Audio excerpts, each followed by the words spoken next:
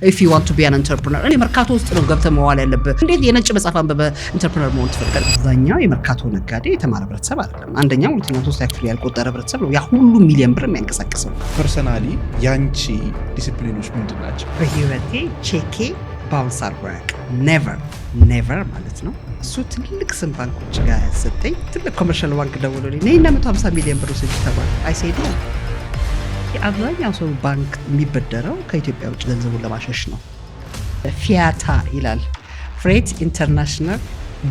ትራንስፖርት አሶሲዬሽን ነው ይሄ ሎጎ የሚሰጠው ሜምበር ለሆነ ሰው ገና ሰው ሲያየኝ ያውቃል ሎጂስቲክስ ሴት እንደሆንኩ ሎጂስቲክስን ለመረጥሽ አንድ ነገር ስንጀምር የምንሄደው ራሳችን ፊገር አውት ለማድረግ ሜንቶር የለንም አላገኘንም ያንቺ ሜንቶር ማን ነበር ሰው ለኑሮ መጽሐፍ ቅዱስ እንደሚከተለው እስከዛሬ የማልጠግበው